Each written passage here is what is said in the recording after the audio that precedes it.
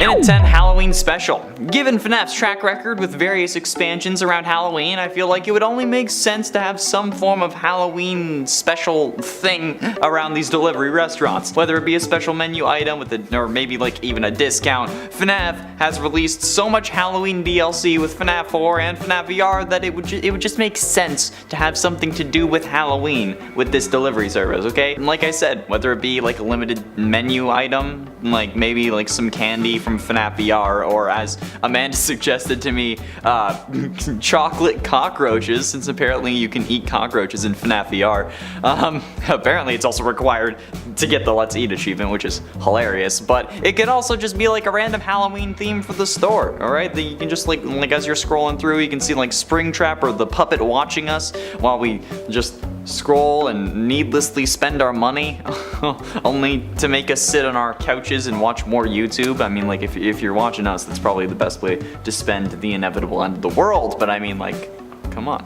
And at 9, Fizzy Faz. Fizzy Faz is a set of items that can be found in Five Nights at Freddy Security Breach, and using them or like obtaining them actually increases the player's stamina, and they can be found in different locations around the map. Fizzy Faz appears to be a Fazbear Entertainment branded soda line featuring the main animatronics of this game and sold like exclusively at the Pizzaplex. Each member of the animatronic band is featured on the cans, and they have like a flavor that represents their like color, I think, which is kind of weird, but that's a whole other thing. Okay, there's an orange flavored Fizzy Faz sponsored by Glamrock Freddy. It was located in like a control room when you first enter basement 1. There's a sour lime flavored Fizzy Faz sponsored by Montgomery Gator. I mean, it could have been something other than lime. I feel like lime, so like gotta do the lemon and lime to actually make it work, but whatever. Pink Lemonade sponsored by Glamrock Chica, and a grape flavored Fizzy Faz sponsored by Roxanne. Again, I feel like there could have been better options for that, because I mean, like, she has hardly any purple on her. She has more red, so you could have done cherry, but you know what, that's just me.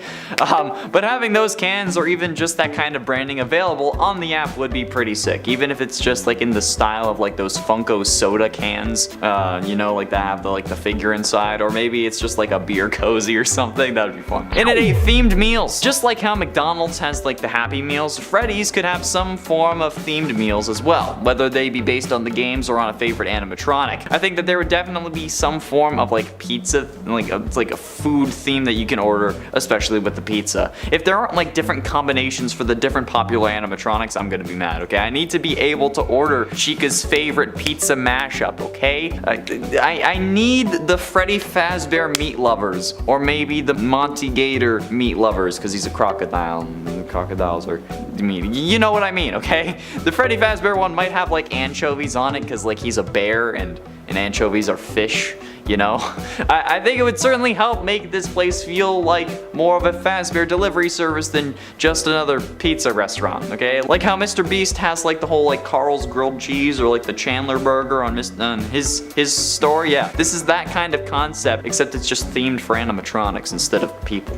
And at 7, the Sun and Moon Drop Candy. The daycare attendant is a sun and moon headed animatronic themed thing, creepy dude that is consisting of 2 personalities that share the same vessel in Security Breach. The character is like a mascot for 2 candy brands though, and they go by the names of Sunny Drop Energizing Candy and Moon Drop Sleepy Time Candy. These candies are actually how we figured out the name of the animatronic, but the animatronic, like he chills out in like the daycare, which is a whole other like question, but then as soon as the lights go off, the moon shows up, and it's unknown if moon is activated when the lights go out in the daycare specifically, or if it's just when the area around him is dark. But however, being able to order the candy would actually be kind of cool. It would be a great addition to the app. I mean, it wouldn't really be like, it wouldn't actually be energizing or sleepy candy, because I mean, that's just caffeine and melatonin pills. But even if it's like just branded hard candy, I feel like it would be kind of a cool addition. It would in essence be a form of collector's item because of that,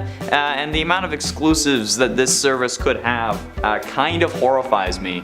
As someone who is constantly broke, the amount of exclusives, this is gonna be costly. I might have to give up literally my apartment for it. And it's 6 toys. There are so many toys in the FNAF universe that I don't even know. I don't even need to talk about security breach in this sense. In FNAF VR, there are a ton of prize counter items, okay? In this game, prizes are unlocked at the end of the levels, okay? The player will open a present with a hand crank. It's kind of similar to a Jack-in-the-Box thing. Then you'll receive a random prize or a jump scare.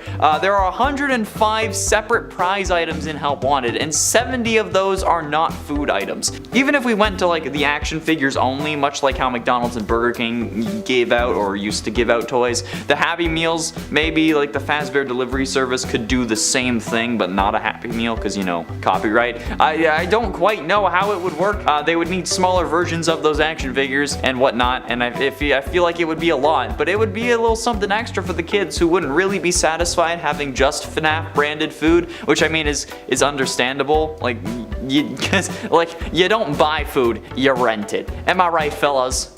Just me? Okay, well, I don't really want to keep a greasy branded pizza box around my apartment as a memory, okay? So like, an optional toy would be a good idea. I also have no FNAF merch aside from that one shirt that I can't find anymore, so yeah. Halfway through into number 5, exotic butters. Exotic butters. Exotic butters. Cringy white guy aside, despite the terrifying ships involving exotic butters with other characters, yeah, sad to say I'm not exaggerating that. Exotic butters X entered is a real thing. Go watch the video. It would still be nice to have an exotic butters joke somewhere in this delivery service. Maybe a certain dish or category of food is made with quote-unquote exotic butters, or maybe they just like sell sticks of butter that are imported from somewhere else. I mean, it would be absolutely hilarious. They could also just do a thing where like you're ordering a basket of bread or whatever, but instead send exotic butters, like kind of like that scene from Sister Location. Or since that would probably cause some issues with people who don't actually understand the joke, maybe just like an April Fool's Day joke thing where like every time you click on a menu item it just says you're ordering exotic butters. I don't know, they may lose business that day, but it would be hilarious, and I feel like Scott doesn't really care about making money, so who knows.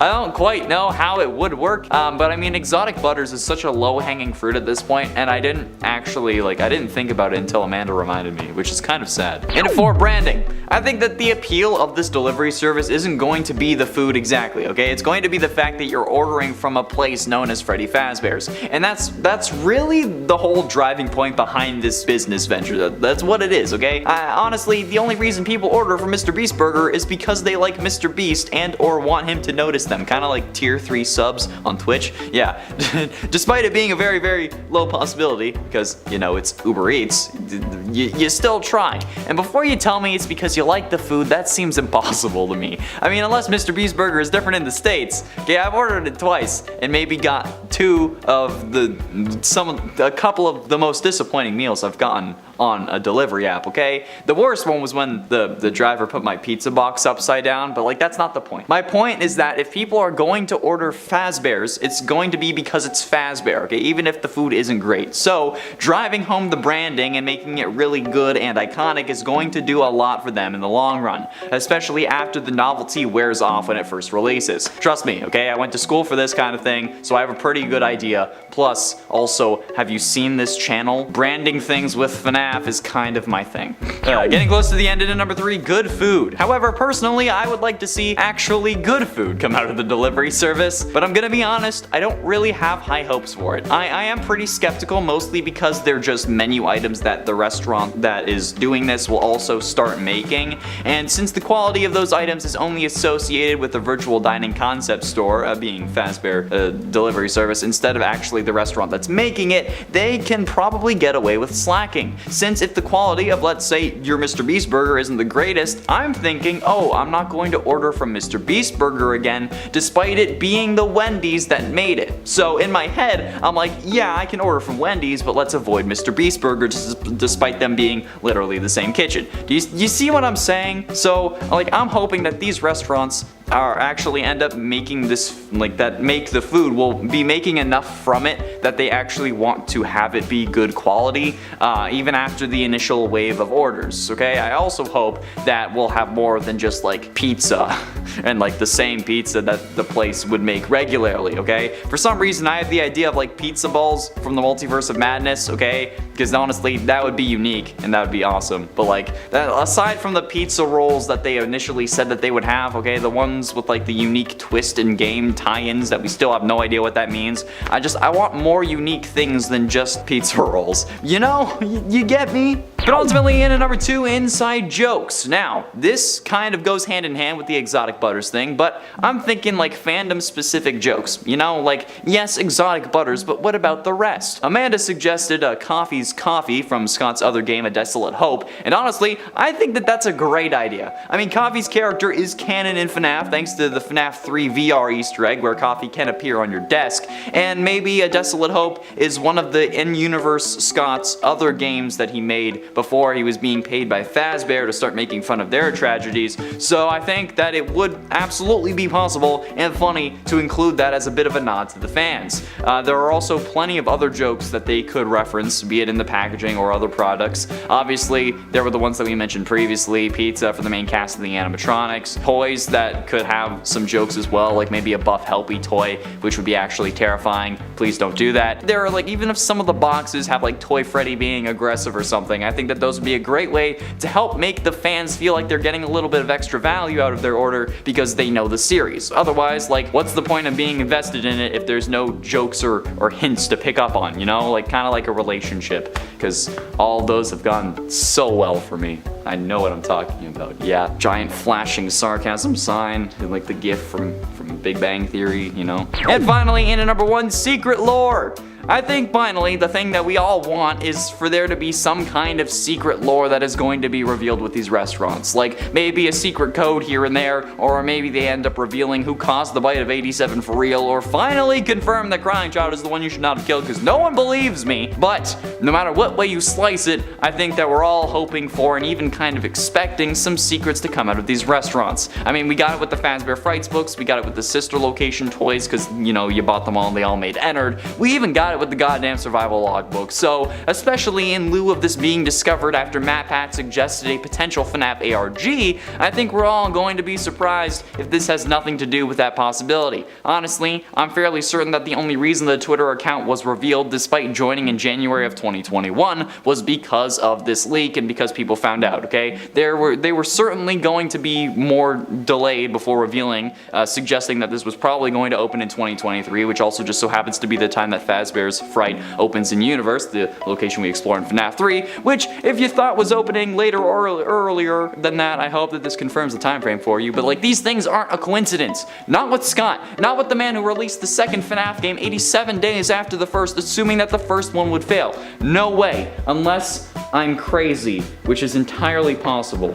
In at 10, Scrap Baby. Scrap Baby is a creepy animatronic. No ifs, ands, or buts about it. Okay, Scrap Baby is by far creepier than the normal baby animatronic because, I mean, it's scrapped. So this costume certainly does it justice. Animatronics are a difficult costume to really make, okay? I mean, it's understandable because, you know, we're people and unfortunately don't have robotic limbs for the most part. Or if we do, we typically try and make it look like a real leg instead of a robot leg. But Scrap Baby is even more difficult because, you know, it's a scrap animatronic and it has a giant freaking claw. So yeah, Scrap Baby is very damaged and it's a recycled version of Baby, okay? Realistic reddish, orange, light blue hair, yellow pigtails. It's weird, alright? It's weird, okay? She has an orange top with red furls and it's very damaged. Yet somehow Instagram user Gaia Spaziani was able to recreate this in an awesome way, okay? So very well done, and maybe you can use it as inspiration for yourself. In at 9, Springtrap. Oh boy. Craftix Gaming's YouTube channel features a video of a real Springtrap costume, and honestly, it's terrifying. Springtrap is the main antagonist of Fnaf 3, and this costume is freaking nuts, okay? This is a very good costume, and while Springtrap may not be the scariest animatronic per se, he's not someone that I'm gonna tussle with, you know? However, I do want to talk about what's going on with this character, because my guy, you just dressed up as a possessed man who is inhabiting an animatronic unable to die, but yet still somehow somehow decaying. I don't get it. You're quite literally dressing up as a serial killer at this point. Like in the FNAF world, if you dressed up like this, it would be you dressed up as like Ted Bundy. It was like an equivalent in this world, okay? So if you want to be in FNAF that badly, maybe don't dress as a serial killer is all I'm saying, okay? I know that's ironic coming from me, given that I wear a purple shirt on the regular, but do I look like I want to be in FNAF? No, I cry about it on the daily. I have made things very clear that I don't want to be in this world, and if you don't know that, go watch more videos, okay? But this is nuts, okay? That's insane, and if Springtrap was delivering me my pizza, I probably would cry. Inundate Ennard. Costumes don't really have to be elaborate to be scary, okay? Take this for example. This Ennard cosplay by the YouTube channel Skywarped33. This entire endoskeleton, like spaghetti bits, they aren't there, but the lights and sounds make it even more frightening than you'd think, okay? The face also opens up, and I think that we all know how I feel about animatronics who can move their face at will, or at least move their face in separate sections, okay? It's not something that should be allowed. However, even without all the parts and the various eyes, this Ennard cosplay is not something that I would want to run into in a dark alley, especially not after that goddamn vent repair minigame, because that caused me to have serious issues, okay? I used to like spaghetti, man, okay? Now what do? I won't be ordering spaghetti from this delivery service, that's for damn sure, although if they do have Ennard spaghetti on the menu, I might have to. But no, okay? Especially if the driver shows up wearing this, because holy crap, that would be terrifying, and I would rather die than see a real-life Ennard. So yeah, maybe actually don't do this, at least if you're delivering to me. And it's 7 Vanny. With Vanny being the villain in the last game, and already one of the most popular characters in the entire series, I know that she's not an animatronic, okay, but chill. There are bound to be plenty of costumes of the character. However, this specific one from Rojita Uwu on Twitter is probably the most accurate and creepiest one I've seen. And yes, I said Uwu with a straight face, and let's ignore it. Vanny being a reluctant follower does in a way technically make this also a glitch trap cosplay as well. We won't talk about it because that's not what counts unless you want to consider glitch trap an animatronic, in which case it's totally fine if you want to think that. This costume is probably the most realistic one on this list because, well, I mean, Vanny in the games ended up making her own suit and it's just a human inside, whereas the others like Scrap Baby or Springtrap are animatronics as well as being part human, be it soul or another body. And Rojita's costume actually follows the exact same concept. It's just a person who makes their own suit, which potentially makes this the scariest thing of all. But honestly, considering how she is currently the serial killer in the series, at least the version that actually has like proper working limbs, I would very much appreciate not seeing a real Vanny delivering me my pizza balls. No thanks. And it's 6 Buff Helpy. Okay, so this may not be like cosplay or a costume that someone could reasonably wear, but Buff Helpy is probably the most disturbing non-cosplay character that I can really include on this list. If you don't already know, somehow, Buff Helpy is a meme that was created on a Daco FNAF meme review video and has ever since been haunting him and the rest of the community, okay? Don't get me wrong, I do love Helpy, but this Buff Helpy meme generated a whole load of buff FNAF character ideas that now terrify me. Nowhere is safe from these horrific creations. If you look up any character, you're bound to find a buff version of them at some point. It's kind of like those games where it's like, let's search up a character and see how long it takes them to be sexualized, and then they scroll down. Do that with a FNAF character, but see how fast it makes them buff, okay? It's the same thing that happens to Chica, but buff, okay? No matter what this is, like what form of psychological torment this is, I would not wish it on my worst enemy. However, I'm talking about it because, you know what? It's hilarious. If Buff Helpy showed up delivering my pizza, I would constantly order from this place. Not because I want to see some like buff shirtless dude in a Helpy mask actually hand me my food, but because that is the most genius marketing ploy ever, and I would be very proud of them. Halfway through into number 5, Nightmare Freddy. Nightmare Freddy is one of the most iconic versions of the Freddy character, even if there are only 3 games that feature them, those being FNAF 4, Ultimate Custom Night, and FNAF VR. However, this Nightmare Freddy cosplay is absolutely insane, and in my opinion, it would have been the front runner for the Coupe de France cosplay competition, but that was back in 2017. The video was uploaded by YouTube channel Gorgon Geek, and this guy plays the robot thing very well, but as soon as he drops that microphone, he goes into like terror mode, which is certainly something to behold, okay? I would have enjoyed it if he had the frettles with him, but the moving mouth is certainly a nice touch on this costume, especially with the attempted jump scares that they do in the video, like the Imagine if this guy got up on stage in a freaking Nightmare Freddy costume and then just started twerking. That would have won them the gold, okay? I don't know if they won or not, but that if they had it, that's what would have gotten you the gold, okay? But also, if Nightmare Freddy was the one delivering me my pizza, I don't think that I would actually end up eating it, just from sheer fear that they would have poisoned it, or maybe you put too many chili flakes on it. I mean, like, come on, look at me. In it for Nightmare. I've said it before and I will say it again. Nightmare is the scariest animatronic from these games, hands down. Get it? Because I put my hands down. This guy will get me every time, and it's one of the reasons that I refuse to play Fnaf 4. The other one is Nightmare Fredbear, okay? But at least I don't have to really deal with them in real life, right? Oh wait, yeah, just talked about it. This is only like a Nightmare character created in the mind of a coma patient in a video game, but it is still the worst thing ever. Especially thanks to Zombunny Creations on Amino Apps, okay? We've got both Nightmare and Nightmare Fredbear. Ironically enough, Nightmare Fredbear is played by their twin sister. It's ironic because Elizabeth Apton is sometimes presumed to be Crying Child's twin sister. And anyway, these absolute hulking costumes are going to make me, let's say, drop a Snickers bar in my pants. If I saw this in real life, Jesus, imagine like actually like living in a house that's kind of laid out like the one from Fnaf 4, and then like your kids want to play a prank on you and then they dress in these and they come from either side. For God's sakes, I would actually rather die. If that is what's going to happen, I do not want kids. My grandparents' house is kind of laid out like that, like not exactly, but it has like two sections of like on either side of the room, okay? So that could theoretically be reenacted, and if that ever happens, I'm going to cry. So if you start delivering my pizza dressed as Nightmare, actually good for you.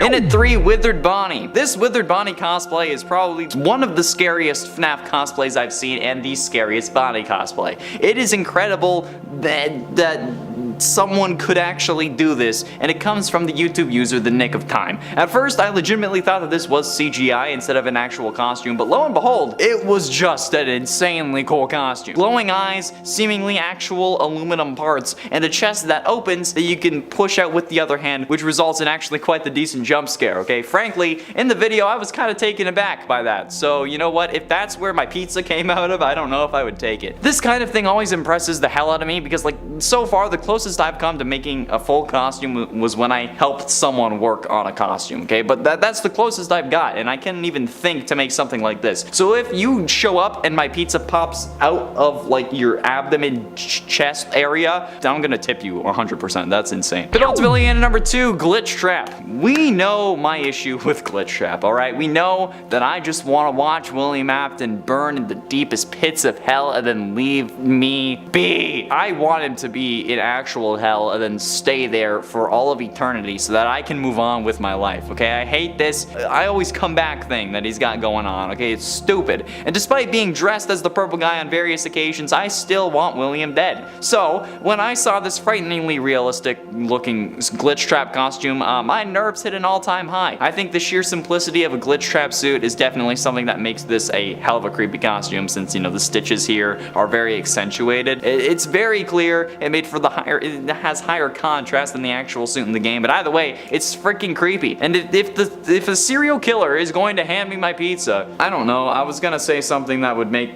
the cops concerned, and I feel like I've done that enough, so like, let's not have serial killers hand me my pizza, okay? But you know what, good job, Zombunny Creations on Twitter, okay? But like, why'd you do this to me? And finally, into number 1, Purple Guy. While Purple Guy, again, isn't an animatronic, and I guess neither is Glitch Trap or Vanny, but you know what, I had to pad out this list somehow. I think seeing some dude dressed in purple delivering me my freaking Freddy Fazbear branded pizza would actually scare me to death. Like, I don't wear purple on this channel anymore because people kept calling me the Purple Guy, and the cops don't need any more ammunition against me, but also because I can't actually find that shirt at the moment. But still, this is something that I would absolutely do. If I had a car, I honestly might have actually delivered food for the Freddy Fazbear's pizza delivery service if it ends up opening in Canada. And you know damn well that if I was doing it. I would be dressing in all purple with a security badge on my chest, maybe even like a purple phone case for the occasion, just because it would be hilarious. Okay, I don't need a spring lock crank. Those aren't actually a thing in real life. While the term spring lock is used in real life, it's a totally different mechanism from what's actually in FNAF, okay? I'm certain most of you get the whole spring locks are real line from the Spring Locks and You How to Not Die Remastered thread from the FNAF wiki. However, actual spring locks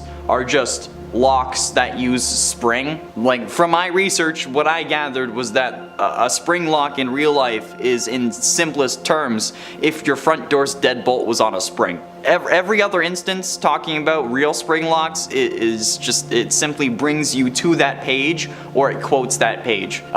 So yeah, spring locks as they're used in the games do not exist in real life. Okay, the term is used, but in the real life it's two separate words instead of one, and they are nowhere close to the same thing. And at 10, it's real, okay? A lot of people couldn't tell if I was being serious or not in the shorts, okay? And I guarantee you that this is actually real. This isn't something I'm making up, it's not a hoax, it's actually a thing. Freddy Fazbear's Pizza is real, or well, is going to be.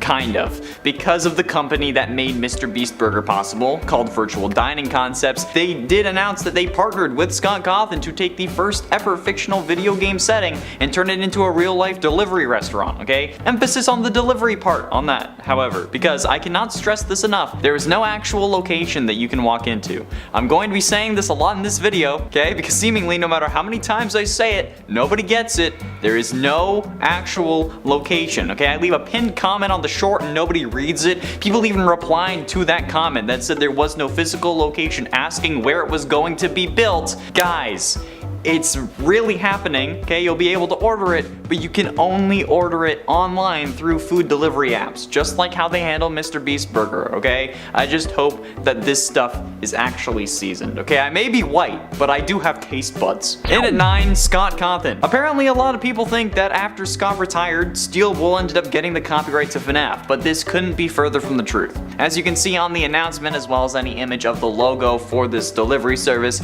it does maintain that FNAF and all of its components are still under the copyright of Scott Cawthon. Virtual Dining Concepts website even says that it partnered with Scott and not anybody else in order to make this delivery service come to life. So yeah, I mean there's not much else to say about this, okay, but Scott is the only person on the FNAF side, at least as far as we know currently, that is involved in the process. Mr. Beast isn't involved, Steel Wool seemingly isn't involved since they haven't mentioned it at all, since they only make money off Security Breach and Help Wanted.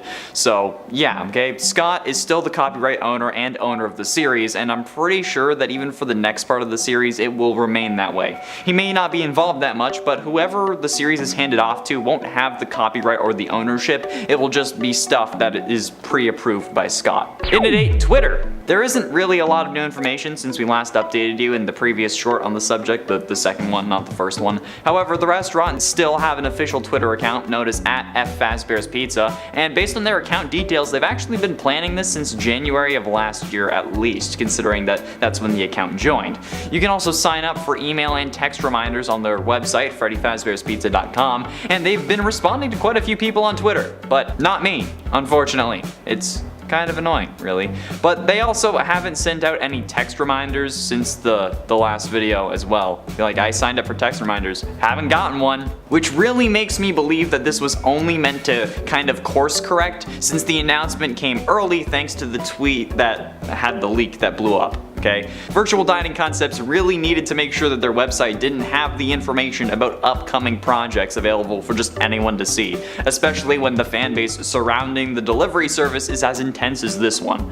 This may have sprung up thanks to people searching for ARG clues in the wake of matpat's last FNAF theory video about the Fazbear Frights books before he released his Please Stop video, which in my mind is the most likely scenario of how this was found, but since the account hasn't tweeted in a week now, I'm pretty sure it was just made public so that they might as well like lean into the fact that we already knew about it. so yeah. In at 7, menu. We don't currently have a proper menu for the Fazbear service yet, but currently what we know is that according to Virtual Dining Concepts website, quote, the easy to execute menu features craveable pizza rolls with a unique twist and game tie-ins that new and current fans will want to order over and over again. Now, whether the unique twist is death or a special topping is one thing, however, I'm pretty sure that we can all guess they'll also be serving pizza with a variety of customizable topping, especially according to their Twitter, since they did ask what our favorite pizza topping was in a tweet. I'm disappointed that there weren't more favorite pizza place jokes in there in those replies. However, based on the comments on our first short on the subject, there are going to be some scarier replies to that tweet as well, because it's Twitter. Luckily, I don't think they'll be adding fingers to the meat add-ons. We can also guess that they'll be serving similar stuff to like a normal Chuck E. Cheese or a pizza place, so soda, chicken as well, because Chica, I'm guessing, mini brownies, and probably a small variety of desserts. They may even have cake, because it's supposed to be a place you can go for your birthday, which I think would make the most sense, but only if the kitchen that ends up taking on this additional menu would also normally make cake. And at 6, no relation. XBlue is a YouTube group that has been working on making multiple FNAF locations real. They've done FNAF 4 and recently seemingly completed a recreation of FNAF 1, despite their channel description saying in progress, but their video saying that it's done. So maybe they're adding the finishing touches right now. The YouTube channel, to my knowledge, has no affiliation with Virtual Dining Concepts or Freddy Fazbear's Pizza Delivery. However, their videos are incredibly cool and interesting, so if you want to see their rendition of a real FNAF, go check them out on YouTube, okay? I'm sure that if you're this deep into the FNAF algorithm, you've already seen it, but I might as well point you in their direction anyway, okay? Go subscribe to them. They're pretty cool. However, they do not have any relation to Virtual Dining Concepts or this delivery service as far as I know, okay? There also is no real location for this delivery service to operate from, again, so their videos have nothing to do with this announcement. Honestly, the announcement seems like it was rushed, again, because we ended up finding out thanks to the website having the information, then everyone started tweeting about it. But we were like, actually, we were 2 days late to the party on that short, by the way. That was a whole other thing that was 2 days before, and I was like, oh, we should probably release a short. And besides, if they were affiliated, wouldn't they have made the FNAF 1 location first instead of second after FNAF 4? Or wouldn't they just have not posted it on YouTube because, you know, NDAs, legal stuff, Scott loving the element of surprise? Yeah, I'd think so too. Halfway through, into number 5, Twitter hoax. The Twitter account of Diamond Zia on June 27, 2020 tweeted out 3 photos with the line of FNAF will be real in 48 hours. These pictures were of news articles. One from the USA Today titled 5 children have gone missing inside Chuck E. Cheese. Parents report smells coming ... One from the Associated Press called post-hour worker at Chuck E. Cheese reported dead at 27. And a final one from Something News titled night shift workers at Chuck E. Cheese's claim strange movements from animatronics during post hours. However, this title had animatronics spelt incorrectly. It said animatronics. Everyone was freaking out at these pictures of the articles, okay, particularly the first one, and they were shared all over the internet, okay? People were losing their minds, especially because this was around the time where Chuck E. Cheese was closing. However, people didn't realize that these were fake, okay? How are they fake, you ask? Simple source code editing. Well, okay, it's simple to me because I know how to do it, but if you don't know, it may seem complicated. But in reality, you can change what anything says on any website, but it will only change for you until you reload the page by editing the source code. All you need to do is like find the aspect that you're looking for after you right click and click inspect. Yeah, like especially on Google Chrome, it's easy. Once you do that, like once you find the aspect, you can change it to whatever you want. You can change pictures, you can change titles, you can do whatever. So whoever made the original image had found an article potentially already about Chuck E. Cheese closing from USA Today and then changed the title to 5 children go missing. And the same thing with the other articles. Hence why there were only images of the articles and not the actual links, okay? It was a hoax that blew up and people actually believed it, and some still do, and something that's related to this restaurant, but it's not, okay? That was all fake, and plus that was 2 years ago, alright? There's no relation between those at all. In at 4, no animatronics. Guys, I cannot stress this enough. There is no actual actual location, meaning that there won't be any animatronics that you can meet, unless your Uber Eats driver wants to go the extra mile and for some reason has a spare Fnaf costume laying in his trunk or in his backpack. I don't really think it's gonna happen, and you know what, if they do have a spare one, that's gonna be questionable. Obviously things can change, like they may have a uniform or something to give to the drivers, but I can pretty much guarantee that that's not going to happen. Yeah, especially not like that, okay? If Mr. Beast even doesn't do that with Mr. Beast Burger and it's Mr. Beast, I don't think that they're gonna be doing it for anyone else, okay? Sorry guys, but you won't be meeting any actual animatronics unless some seriously hardcore drivers go all out, or there's some secret ARG element that Scott plans on including that we have no idea about, okay? But also, that's not me saying that there is an ARG. I don't fully believe that there is, but the appearance of a Freddy Fazbear's delivery service after the community had been told that no non-official business would participate is very sus in my opinion, okay? Scott is a sussy baka, all aboard the sus bus. Plus, it said that the pizza rolls are gonna have game tie-ins. So, unless that's like a name, that's additionally sus. Dude, it's like I'm seeing this delivery service vent all over Skeld. And at 3 therapy. Some of these comments make me really think that there should be a group fund for Fnaf fan therapy sessions because, dear lord, I make a lot of jokes, okay? But like, I hope that these comments are jokes or supposed to be funny because, fingers as toppings? You want to watch the bite of 83 or 87? What the actual The comments on our first short about this delivery service, ignore me pronouncing first wrong, are very concerning if anything is supposed to be real. Okay, this is a part of why Scott kept saying that he wasn't going to make a real FNAF. And I think that this is like the best way that he could compromise to make it happen for the people who were good and wanted it, instead of, you know, the people like this. Like, why would he want to make an actual location if people keep commenting stuff like this? Seriously, I feel genuine concern for you if you're being serious about wanting to possess an animatronic. Yeah, be a fan of the series and love the series as much as you want. Don't sacrifice your life to try to make the series real. Okay, that's not a good thing. Look at all the bad things that happened in the series. Plus, possession isn't real, especially in the same way that FNAF's possession works, okay? That's entirely fictional. And besides, there is no actual FNAF restaurant or location for you to go to anyway, so please stop commenting it, at least on our videos, so I don't have to see it. Ignorance is truly bliss. Penultimately, and at number 2, no Mr. Beast. I've seen a load of comments about people saying, why would Mr. Beast do this, or making jokes like Mr. Beast is gonna do a whoever kills 5 kids first gets $1 million video, but Mr. Beast has no affiliation with Virtual Dining Concepts, which is the company making this delivery service possible, okay? Mr. Beast doesn't own it, he doesn't have any stake in it from what I know, he has nothing to do with Freddy Fazbear's Pizza Delivery.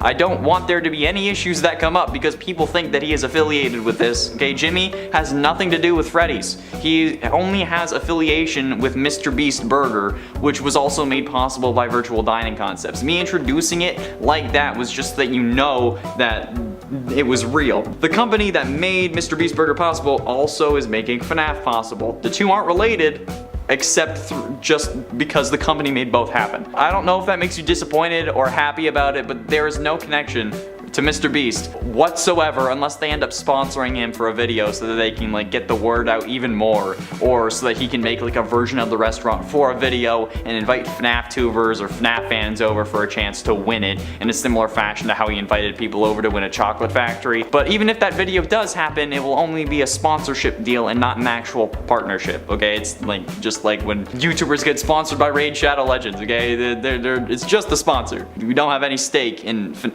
Raid, okay? It would only be a sponsorship deal, okay? And the location that he would make wouldn't actually be a restaurant. It would only be used for that video and then it would be dismantled. Possibly even in the same place that he built the chocolate factory, assuming that he's renting like that unit or owns it. And finally, in at number 1, delivery service. I cannot emphasize this enough, okay? I saw a lot of people commenting saying that there's a real location finally, or asking where it is, or why would they do that. It's not that kind of restaurant. It's not a restaurant, it's a delivery service. Just like how you can't actually walk into a Mr. Beast burger, there will be no physical location for you to visit. The whole point of virtual dining concepts is that existing kitchens have the ability to make these, and they can opt in, turning them into outlets for these recipes. Like when you order Mr. Beast burger, there is no actual Mr. Beast burger restaurant. It's something that like a Wendy's or something is like making the food either in their kitchen or in a food truck on their property,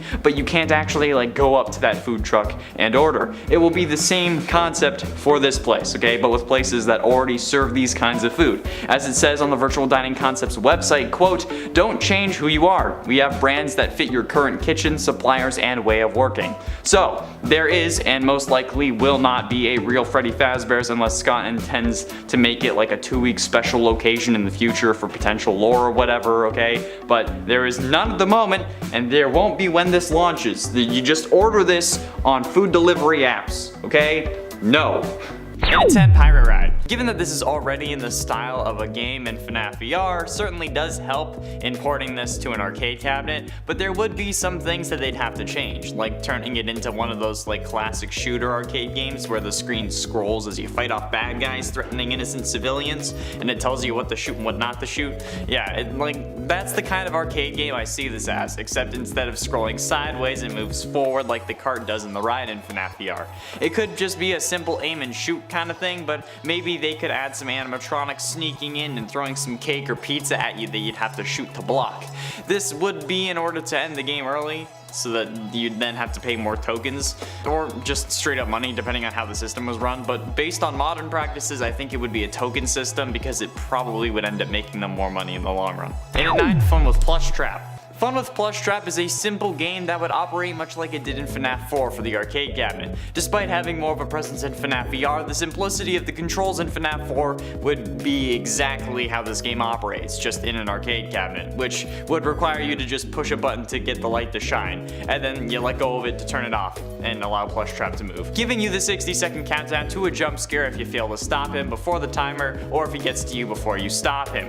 It's a simple game with a simple premise, but it would work incredibly well for an arcade machine, and I think plenty of people would play it. And maybe you could have like multiple levels like Donkey Kong style, with various smaller nightmare animatronics like Fun with Nightmare Balloon Boy, Fetch, Mini Arenas, etc. Assuming that Plush Trap isn't a form of Fetch already. And today, Plush Babies. The 2 Plush Baby mini games where you have to look around for the various somehow animated baby plushes before they get to you is an interesting concept that with some tweaking could work for an arcade cabinet. It would require a joystick as the spotlight following the joystick, you just move it around to move the spotlight, but it's something that I think would work kinda well, but it would have to be done right. I don't know exactly what done right would look like. I'm an ideas guy, okay, I'm not a programmer, but I'm sure that it wouldn't be that difficult to work out, I hope. It wouldn't be as detailed or scary as the main minigame in Fnaf VR, but it would still be something that would work decently well. It may not be the most popular game at the arcade, but that's why you have multiple levels, including the hard mode one and the DLC one in the pumpkin patch. Plus, that's why it's only number 8, because it would be harder to get done properly. And it's 7, Happiest Day. The Happiest Day minigame is some of the most important lore and moments in the series, with the original missing children from the first missing children's incident from 1985 getting their souls released, showing that there are multiple ways to deal with what would later be called Remnant, the infusion of metal and soul, or rather metal and extreme emotion, or maybe in Springtrap's case, metal. Get it? Because his human meat is also in the suit. Never mind. Either way, the Happiest Day minigame is not a simple one-shot minigame. There's some build-up to it. It's like the main story of Fnaf 3, so seeing those various minigames and glitches come together into a single arcade cabinet would be a beautiful sight. Almost as beautiful as Glamrock Chica. I mean, as my idea for a real Fnaf pizzeria, which you should go totally watch, by the way. It's in one of the corners. I don't know which one anymore. And at 6, Claw Machine. This is pretty dark, but you people seem to love that kind of thing. So what about a claw machine that was designed to be Baby while she was grabbing Elizabeth? Is that too far? Like a claw machine that's built to look like the baby animatronic on the outside with a window on the stomach where the claw would come out. And that's where the claw machine is. I think that would not only be a fun way to make it a FNAF themed claw machine, but it would also be dark as hell, and I love that kind of thing. Plus, it's about a fictional death, so it's not really distasteful. The idea also stands that this is something out of the box for this list, and I wanted to see what you thought about it, rather than just ranting on about the various minigames in the series for 10 minutes. However, it's time to get back to that, so moving on. Halfway through into number 5, Corn Maze. Corn Maze is one of the most stressful games in all of FNAF VR, compared only to the likes of the hallway from that very same DLC. Corn Maze revolves around you walking through a maze made of walls, not corn, for some reason, in search of colored keys. These keys unlock their respectively colored gate and result in you winning. However, Grim Foxy is chasing you and he always knows where you are. The only way to really get him off your tail, pun intended, is to hide behind cardboard cutouts after he notices you. The maze is also filled with clusters of crows that will alert Foxy to your location if stepped on, which will result in him finding you faster, as well as scaring the living hell out of you. This game, in the same vein as the Help Wanted flat mode version, but controlled with a joystick and buttons, would work incredibly well, and you wouldn't have to find all 4 keys to unlock a secret one. You just don't have a secret one, and you're golden. Man, I'm a genius. In at 4, Security Puppet. Ah yes, Security Puppet. One of the 3 mini-games required to play through to completion for the Lore Keeper ending of FNAF 6. And let's be honest, you should always play mini-games through to completion, otherwise it's just mean. The Security Puppet minigame was pretty simple. Keep the assigned child away from the exit. However, the only catch is that there was no assigned child until the 3rd time booting up the game, where the child will already be outside, thus you failing. We know that this child is Charlie, who goes on to possess the puppet, and this was the only time we've seen a kill from 2 different angles. However, a game kind of like a Where's Waldo kind of thing with security bracelets seems like a wonderful and simple idea, especially when we know what the character is really trying to prevent. Would there be a green bracelet character, or would we only be looking for the green band? I don't know, it would be up to Scott. Also, Scott, or I guess whoever takes over next, please do this. Getting close to the end in number 3, Deliver Pizzas. The mini game that opens FNAF 6 isn't like anything else we've seen. Okay, well, it's kind of like Take Cake, but this time you're throwing pizzas at kids' screaming faces, and honestly, I love that idea. The fantasy of throwing a pizza in the screaming kid's face has been present ever since those little buggers in my old building bounced their basketball off my door and made my dog go absolutely nuts. But even without my secret thoughts, this would still be a fun arcade game, and I'm not letting you fight me on this. The difficulty of the game was already defined even before the real FNAF 6 started, and it was cool. But then throw in added difficulty of it being a full game and you have a whole new experience. At least, I think it would be at least, so can't be sure unless we try. Penultimately, in at number 2, Midnight Motorist. Midnight Motorist is another one of those games that you could test in FNAF 6 that just feels right.